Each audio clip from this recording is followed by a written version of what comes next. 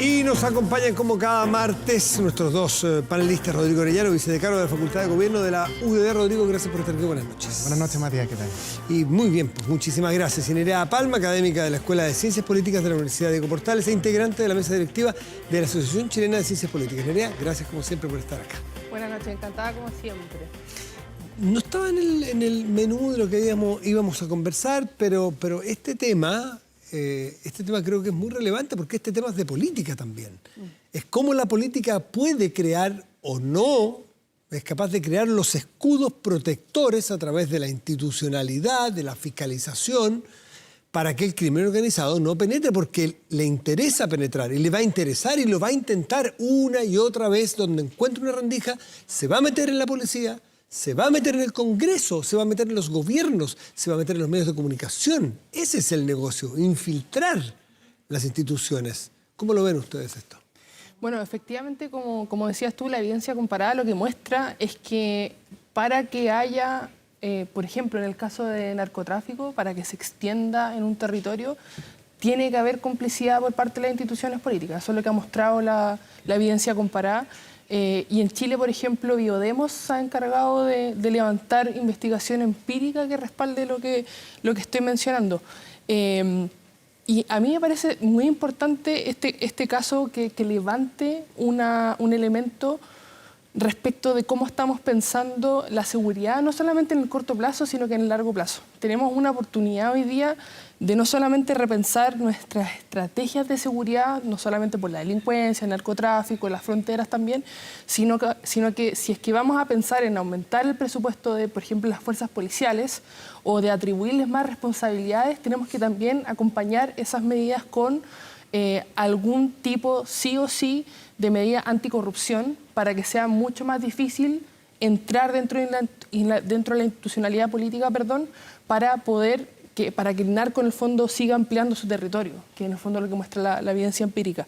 No es una tarea sencilla, pero esas discusiones tienen que ir de la mano. No podemos avanzar solamente en darle más atribuciones y financiamiento, sino que eso además tiene que ir acompañado necesariamente de medidas de mitigación respecto de cómo se puede combatir la corrupción, que no hemos estado exentas en Chile ni en las fuerzas policiales, bueno, en el Estado en general, pero ni en las fuerzas policiales ni tampoco en las fuerzas militares, por ejemplo.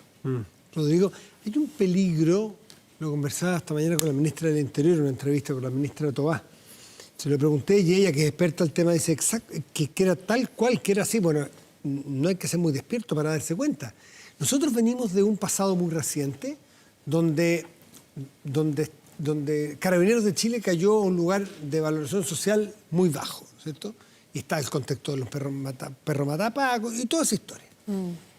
Luego vino la gran crisis de, ¿no es cierto?, el ingreso de estos grupos de crimen organizado, aparecieron muertos, la gente generó mucha preocupación y las encuestas sí lo demostraban, y empezó a subir la valoración de Carabineros, y empezó a subir, y hoy día es una de las instituciones más valoradas. El temor a que se produzca de pasar de un extremo al otro, a que siempre los extremos son eso, son los extremos y son muy peligrosos y muy inciertos y muchas veces muy equivocados. De que pasamos del perro matapaco a que no se pueda tocar a los carabineros. No es el caso porque aquí sí los echaron. Pero el miedo a que no pueda criticarse, no se les pueda fiscalizar, que se vuelvan intocables. Sí, hay un riesgo, sin duda, Matías. Y yo justamente, escuchando lo que dice Nerea, ese es el peligro que veo en nuestra democracia, que nuestras instituciones más fundamentales para el resguardo de la ciudadanía dejen la desconfianza y empiezan a fragilizarse. Esta semana yo creo que es una semana más negra para instituciones fundamentales. Yo lo comentamos fuera de cámara con Nerea y todavía estoy impactado con el bombero y el ¿cómo se llama? El voluntario de CONAF involucrado en incendios. Ahora un grupo importante de carabineros involucrados en delitos de extorsión, en un barrio que justamente necesitaba y pedía a gritos la presencia de carabineros justamente porque el crimen organizado se lo estaba tomando. Entonces, tiene razón Nerea que hay una fragilidad en nuestro sistema que es importante hacerse cargo. Y hoy en día, justamente lo que señala Matías, la ciudadanía como que pasa del odio al amor muy rápidamente. Entonces, justamente está ese problema en instituciones fundamentales. Lo vimos con la Fuerza Armada hace un par de semanas atrás, con la muerte con Cripto en Arica, cómo se fue a pique en la encuesta de apreciación o de confianza con los ciudadanos. y puede haber ese riesgo en Carabineros. Me da la impresión de que aquí se actuó rápidamente, se lo sacó de la institución, yo espero que el juicio sea rápido. Esos son elementos que contribuyen siempre a generar más confianza y a recuperarla, pero efectivamente siempre está el riesgo latente de involucrar un incidente importante, grave, a una institución que es mucho más compleja, mucho más amplia y mucho más relevante y trascendental que este grupo de carabineros, o de ex carabineros. Este sábado entremos en materia de la cual los habíamos convocado a analizar las expectativas que hay sobre el discurso, la cuenta pública del presidente de la República ante el resto de los poderes del Estado, es el jefe de Estado él, ante los otros poderes y ante la ciudadanía también, pero también ante la clase política que escucha, absorbe. Las oposiciones siempre critican, el oficialismo hace un análisis más indulgente, no sé, esto pasa, sea quien sea el presidente, pero aquí es interesante porque ¿cuál es el énfasis que creen ustedes que le va a poner el presidente a los años que vienen, que es la mitad de su gobierno? Sí, a mí me parece que hay dos objetivos bastante importantes que me parecería un error no poder manifestar en la cuenta pública. Por un lado, aspectos que afectan el corto plazo y por otro lado aspectos que afectan el largo plazo. En el corto plazo, por supuesto que es importante marcar la agenda. Siempre la cuenta pública, de alguna u otra manera, marca la agenda respecto de, por ejemplo, anuncios. Siempre los anuncios son lo que más salen en los medios de comunicación y eso sirve para que el Ejecutivo y el oficialismo en general pueda marcar la agenda, que le ha sido particularmente difícil al gobierno de Gabriel Boric poder marcar la agenda. Eso como en primer lugar. En segundo lugar, también algún efecto, aunque súper limitado, eso es lo que muestra la evidencia empírica, con respecto a la aprobación presidencial. Puede subir un poco, una semana, 2 semanas, pero eso seguramente va a volver a la normalidad. Entonces, es muy poco probable que alguien decida su apoyo al presidente o siquiera al oficialismo por parte de solamente la cuenta pública, aunque es difícil aislar el efecto causal. Y segundo, a largo plazo, yo creo que hay dos elementos bastante importantes. Uno, por supuesto, una suerte de contestación a la oposición respecto a lo que la oposición pide sobre crecimiento económico y seguridad. Seguro que va a haber una respuesta por parte del Ejecutivo con respecto a las cantidades de leyes que se han aprobado en ley de seguridad. La oposición va a decir, por supuesto, que fue también apoyaron mucha de esa legislación, incluso la crearon. Y también, por otro lado, el crecimiento económico. Pero me parece a mí algo que visualizo que va a ser un tema no solamente en la cuenta pública, sino que a largo plazo es alternativa respecto a cómo estamos, lo que decía anteriormente, respondiendo a esta crisis de seguridad. En general hay un consenso. ¿Tú crees que se va a centrar mucho en seguridad? Yo creo que se va a centrar bastante en seguridad y lo que va a mostrar en general, me parece a mí, no es una propuesta propia de la izquierda o desde el oficialismo respecto a qué hay que hacer a la seguridad, sino que más bien este tipo de políticas de mano dura o seguir dando más financiamiento a carabineros o seguir creando leyes que en alguna medida le den más poder a carabineros, más que, por ejemplo, una salida un poco más integral respecto de la seguridad. Creo que eso a largo plazo es lo que va a terminar, por ejemplo, careciendo el discurso de Gabriel Boric, más bien sobre un consenso que hay en seguridad, que todas las posturas son bastante similares, versus siempre un discurso programático propio, lo que hay que hacer con seguridad. Rodrigo. Lo primero, yo creo que esta va a ser la real cuenta pública del presidente Boric. ¿Por qué? Porque en un gobierno como el que tiene Chile de 4 años de mandato, que está como en el midterm, como en el medio, porque el próximo año vamos a estar a puertas de la elección de todo el Congreso y a puertas de la elección del sucesor del presidente Boric. Por lo tanto, creo que esta es la cuenta técnicamente donde se podrían mostrar mayores avances y es la última donde uno podría hacer como anuncios. Lo demás va a caer quizás en temas electorales. Y con respecto a la primera parte, a los balances, yo creo que va a ser una cuenta, yo creo que es una cuenta amarga para el presidente. Por el presidente, este ¿Saldo minuto que se negativo? sienta. ¿Tú crees que tiene saldo negativo esta cuenta? Yo creo que al menos en su electorado y en base a su programa, sí tiene un saldo negativo. Y te lo voy a explicar. El presidente Boric tiene una apuesta reformadora, en muchas cosas muy refundacional, unos cambios relevantes, y la verdad que de esos cambios ha pasado muy poco. Cambio constitucional no ha habido, no hubo ya. Probablemente hay un cambio constitucional en el sistema político eventualmente. O sea, va a haber una reforma a la Constitución dentro del Congreso. Anunció que iba a acabar con la ISAPRE. No se acabaron la ISAPRE, una ley corta que finalmente entregó un salvataje porque si no caía el sistema. La agenda de seguridad se tomó el tema completamente. Sí. No hubo estatización de ciertos órganos productores como el litio. Además hizo un acuerdo con Soquimich. O sea, renunció al perro Matapaca en su minuto, ha dado espaldarazo a Carabineros, a las Fuerzas Armadas. O sea, ha tenido un gobierno que desde la lógica refundacional no ha pasado mucho, sino que más bien ha sido un gobierno de transformaciones, y los avances más relevantes desde mi punto de vista ha sido una agenda potente, porque las condiciones estaban dadas de seguridad, en que yo creo que la oposición ha colaborado bastante en eso, a diferencia de lo que piensa el diputado Ibáñez.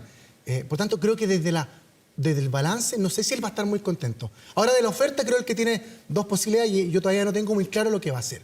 Porque puede hacer una oferta sobre lo que yo llamo lo posible. La política, Aristóteles decía que era el arte de lo posible. O sea, haz lo que tú creas que vas a ser capaz de hacer y no prometas lo que es imposible hacer. Salvo que prometa lo que él sabe que va a ser imposible hacer desde el punto de vista técnico y político, porque no tiene voto en el Congreso, pero que le pueda, de alguna forma, traer un cierto grado de reconciliación con este núcleo que se ha ido de fondo disipando. Mencionaste, Rodrigo, al diputado Ibáñez, que es el líder de Frente Amplio hoy día. El diputado, a partir de lo que dijo el diputado Ibáñez, yo les quiero preguntar a ustedes, ¿existe el gabrielismo? Porque él acusó a la oposición de ser antigabrielista. Y dentro del Partido con la coalición de gobierno del Partido Socialista, algunos le dijeron al diputado Ibáñez, cuidado con estos personalismos, con estas, ¿cómo se llama?, cultos a la personalidad. Al ego. Pero le dijeron exactamente el culto a la personalidad, que en muchos regímenes a lo largo de la historia la ha habido. Pero más allá de ese análisis que puede hacer uno u otro, ¿existe el gabrielismo? Porque para que exista antigabrielismo tendría que existir el gabrielismo. Sí, o sea, un elemento súper importante de la política chilena en general, antes de meternos, creo yo, a Gabriel Boric, es que la política chilena es súper individualista. O sea, dentro de los partidos, no solamente de la izquierda, sino de la derecha, existen lotes que generalmente están enfocados en una persona o en algunas veces algún grupo de personas, pero fundamentalmente una persona. Entonces, por ejemplo, podemos pensar en el gobierno pasado, el piñerismo, ¿ya?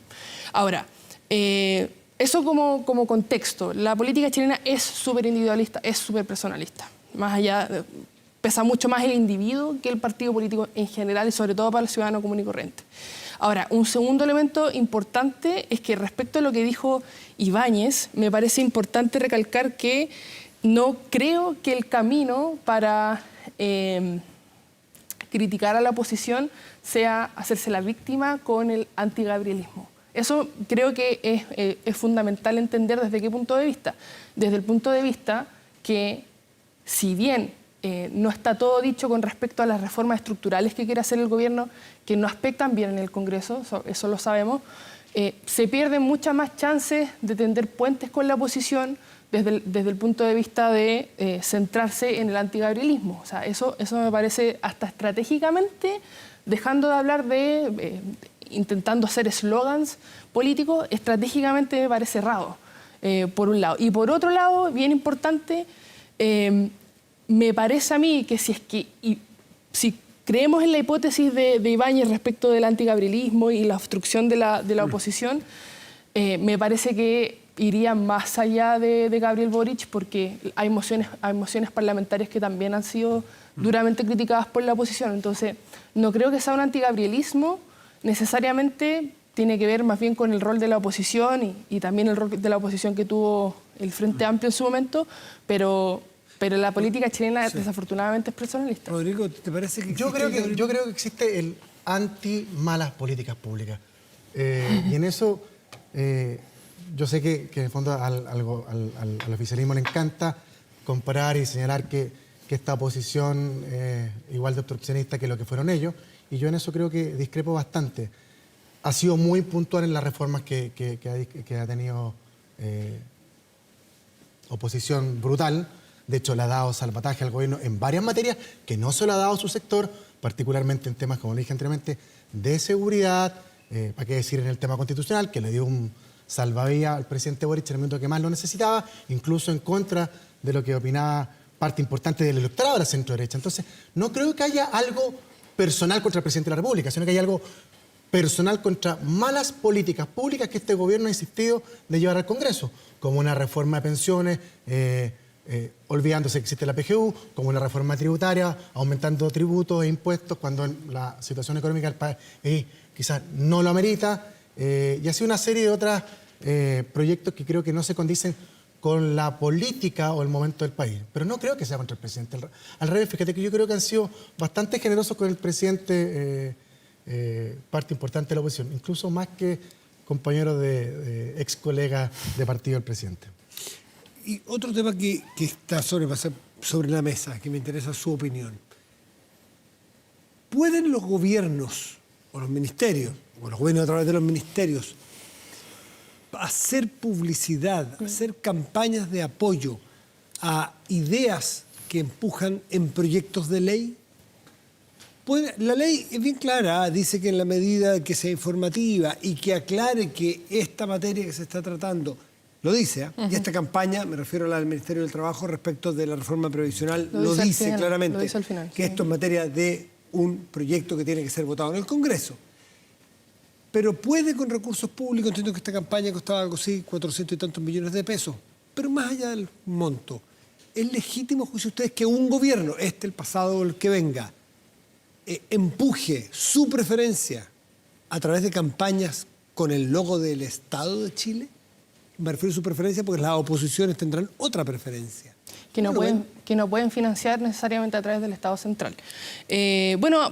O sea, por lo menos el 2003 con el plan Auge de Lagos también ocurrió esta misma conversación y fue llevado a Contraloría en su minuto. Ahora, sí me parece... curiosidad que en ese caso, por lo que yo recuerdo, fue llevado a Contraloría por parlamentarios oficialistas. En este caso está siendo llevado a Contraloría por diputados de oposición, pero si no me recuerdo, Girardi, Juan Luis Castro, el diputado, ellos fueron a la Contraloría, pero perdón. Sí, entonces no es algo que no se haya hecho, pero sí es algo que ha sido cuestionado y ya ahora, como bien dices tú, oposición, no necesariamente llegando a la Contraloría en este caso, pero también podría ser cuestionado por parte del oficialismo hoy día. Ahora, ¿qué me parece importante a mí? Destacar el objetivo de esta campaña. Me parece claro que en general el oficialismo sabe, el Ejecutivo también, pero el oficialismo en general sabe que va a ser imposible o muy, muy, muy difícil avanzar en la ley o en general esta reforma que se quiere hacer al sistema de pensiones sin un respaldo ciudadano que de alguna manera se pueda manifestar o a través de las encuestas o a través en general de protestas, que lo veo bastante difícil. Entonces me parece que el objetivo primordial es sensibilizar a la ciudadanía, que le llegue este mensaje respecto de, estamos aportando para que todos en el fondo, de alguna u otra manera, podamos mejorar las pensiones. Se le llama más seguridad social en este caso. Exacto. Es una legítima opción, como los otros tendrán la legítima opción de creer que es malo el reparto y es buena la capitalización individual. Claro. Pero que un Estado opere cuando la discusión debe darse en un órgano, más que un órgano, en una institución como el Congreso Nacional, en dos cámaras. Ahí se debe discutir. Incluso si es que es declarado por alguna razón ilegal o disputado a través de la Contraloría y el mensaje cala hondo en la ciudadanía, el objetivo está cumplido. Ese es el punto que quiero recalcar. Entonces, me parece que esto va más allá de pensar en una estrategia que pueda ser disputada por el oficialismo, pueda ser disputada por la oposición, si es que el objetivo se cumple de sensibilizar a la población y convencer que este es el rumbo necesario para cambiar el sistema de pensiones, el objetivo está cumplido desde ese punto de vista. Ahora, hay que ver si es que eso tiene algún efecto. Obviamente el Ejecutivo y el oficialismo están pensando que sí, pero vamos a ver, y va a ser importante ver las próximas encuestas, va a ser importante ver el alcance de la campaña y va a ser importante también ver el comportamiento de la población en las calles. A mí me parece absolutamente, yo tengo una mirada bien distinta, inadecuado que un gobierno con una política que se está discutiendo en el Congreso, que justamente tiene esas características, además de condimento social, que puede ser movilizador, el gobierno gaste plata de los recursos de todos los chilenos para promover un proyecto de ley que tiene una base ideológica. Al final del día, el concepto de repartición, más Estado, menos particulares, tiene una carga ideológica.